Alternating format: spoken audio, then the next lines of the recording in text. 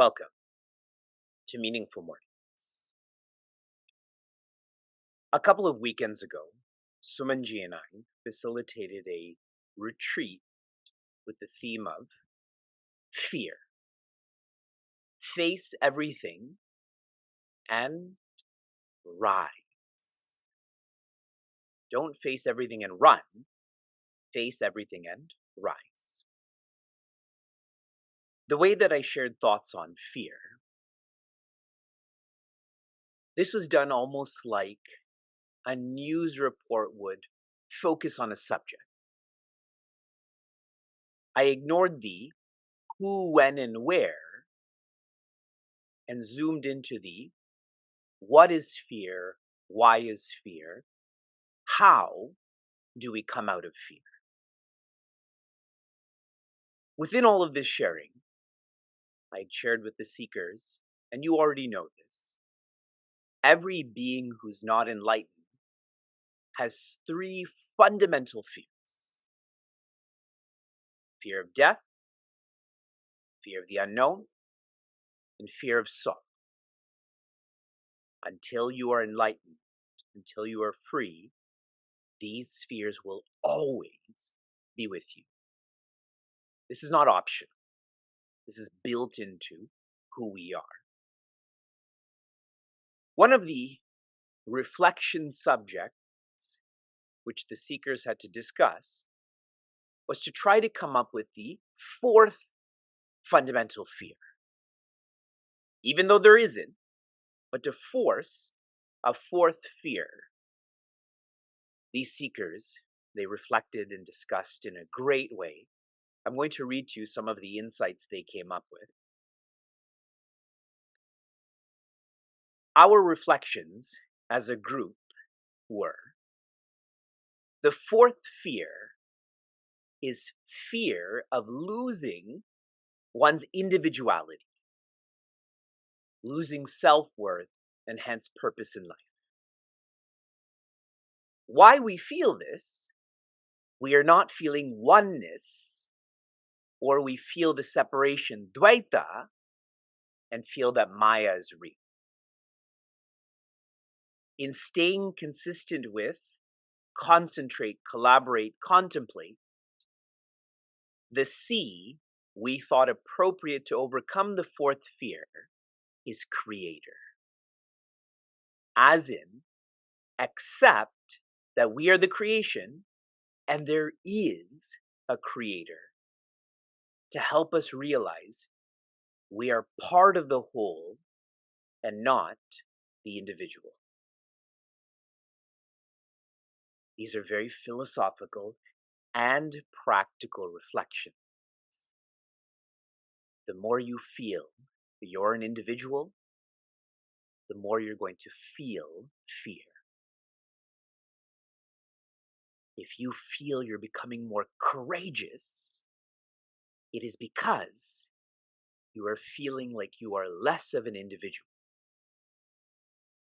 And so connecting all of these dots in a very tight way, Bhaya and Bhakti are opposites. Bhaya means fear, Bhakti means dedication. You can't engage in both at the same time. They are mutually exclusive. The Bhagavad Gita begins with Bhaya, but it is ending with Bhakti. In verse 65, Pujaswami Tejramayananda described this verse as the secret to success. The secret to success. I'm reading to you a writing portion from Pujaswami Chinmayananda. No nail can be driven home by soft persuasion, but it is to be remorselessly banged in by a hammer. Ideas cannot penetrate a confused head unless they are forced in by the sledgehammer blows of repetition. This is the systematic method adopted in all Shastras. Krishna therefore repeats here the salient features of the philosophy of the Gita for the benefit of his student. What we may feel as repetition is only because we need it. Shri Krishna shared he's done teaching but teaches more. He shares again he's done teaching but teaches more. I know we can feel this. This morning is 1065 into the Bhagavad Gita for all of us. The one insight I couldn't share yesterday, which I'm now zooming into, on verse 65. The word pratijane is used. This is Shri Krishna promising us that if we follow through, we will be with him, we will be him. In Srimad Bhagavatam, I believe this is the 8th section, Rishi Vyasa shares how to evolve from dharma to sadharma, which means intense dharma, intense practice. He shares 4 ways. The third way is pratignya. Pratignya means to promise, to take up the challenge, to be accountable. Once you take up that pratignya, your responsibility is purti, which means to realize that promise, to make sure that promise is the truth. Shri Krishna is promising us, we know anything he shares is the truth. This is a practice for us to live by. In verse 66, for those who study Vishishta Advaita, which means not pure oneness, but qualified oneness. For those who study Vishishta Advaita, this verse is known as the Charama Shloka, which means the ultimate verse. In this Charama Shloka, what is shared? I'm re-chanting this. You chant in your own way. Sarva dharman parityajya mamekam sharanam vraja aham tva sarva papebhyaha mokshayishyami ma shuchaha. Joy again. What is shared in this verse? In the first quarter, what is being succinctly described is bhakti. I'd shared with all of you in the Ramayana, when Sri Lakshmana asks Bhagavan Rama, what is bhakti? The answer he gives is depend. In this first quarter, shift what you depend on from the undependable to the dependable. Start with people. The people closest to you should be those who are dependable. Next quarter, Mamekam Sharanam Vraja, and you should move to surrender to me. In a succinct way, this quarter is describing the independent. In the Ramayana, when Sri Lakshmana asks Bhagavan Rama, what is Ishvara or Bhagavan? The answer is the one who is independent. So the full first line is sharing the only being you can depend on is the independent. Aham tva sarva papebhyaha. I, for you, will deal with all of your papa, your sins, or your fear. Please remember Bhagavad Gita's chapter 1. Prince Arjuna is in flight mode because he thinks if he follows his responsibilities, that will be papa or sin. And so Shri Krishna comes all the way back to that, sharing, this will not be a sin. I promise you, this is right for you. This is for your evolution. For us, we have to make tough decisions, have tough discussions. Just because it's tough doesn't make it bad or wrong. Final quarter. Mahashuchaha, stop worrying. I love that phrase. Don't worry. Mokshayishami, I will free you. I won't just free you from sin, I will free you from the sinner, which means the ego. What's so cool about this is Prince Arjuna doesn't want mukti in chapter 1.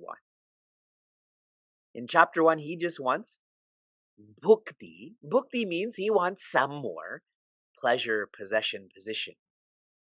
But Shri Krishna shares, you take one step towards me, I'll take 1,000 towards you. I will make you peaceful. I'm reading to you 2 more insights from Puja Swami Chinmayananda before we continue. In an attitude of reverence unto the all-pervading life, if you work in the service of the world, the promise is that you will reach the supreme goal. Simple. And what's really unique about Sanatana Dharma now, in all other religions, the goal is other than the profit. Only in the Gita, the Supreme himself is advising the seeker, and therefore he has to declare, you will reach me. Is our trust triangle 3 points or just 1 point? See, we say it's 3 points, but it's just divinity. As the map, as one's guide, as you. What are you learning? That you are God. We're not learning from Shri Krishna. We are learning we are Shri Krishna. Please interpret this in the right way. When I say you, I'm not qualifying it by a specific you. I mean all yous. Before we move on from this indescribable verse, so much of what I've shared in this chapter has been about will. Free will, God's will. There is a clear evolution in where will is placed through the Bhagavad Gita. In chapter 6, verse 5, Shri Krishna shares, lift yourself by yourself. It is your free will. Yet, as the thought continues, in chapter 11, verse 36, Shri Krishna shares, be my instrument. Part your will, part my will.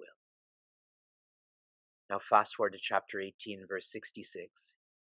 He's saying, you don't have free will. It is only my will. It is important to zoom in and zoom out about the methodology of how the Bhagavad Gita is organized. I had asked all of you to reflect on what do you feel is the verse of the Bhagavad Gita? Is it chapter 2, verse 11? Or chapter 18, verse 66? How many of you feel 2:11? 1866? It's unanimous. We win. 2:11 is the commencement of the Bhagavad Gita. Traditionally, those who study Advaita, that is oneness, will say this is the verse. 1866 is the completion of Bhagavad Gita. This is not a traditional narrative, but a devotional narrative. And trying to share this in a most simple way. If you think from the head, chapter 2, verse 11. If you think from the heart, chapter 18, verse 66. So how are you thinking about this? I'm just going to read the translation of verse 67. Idam te na tapaskaya na bhaktaya kadachana na cha shushushave vacham na cha mam yobhyasuyati. Joy, here's the translation. This, now that the Bhagavad Gita is complete, he's referring to the Bhagavad Gita as this, is never to be spoken by you to one who is devoid of austerities or devotion, nor to one who does not render service, nor to one who desires not to listen, nor to one who cavils at me. The culture of Bhagavad Gita, to study this, to teach this, demands respect, love, and reverence. Here's my final reflection, coming from Pujya Swami Tejomayananda. I will share much more about this verse tomorrow. He shared, to study the Bhagavad Gita is puja. Many of you feel, I don't know puja, I don't do puja. You studying Bhagavad Gita is puja. Who shared this? Pujya Swami Tejomayananda. He said to share Bhagavad Gita, as in teach Bhagavad Gita, is an art.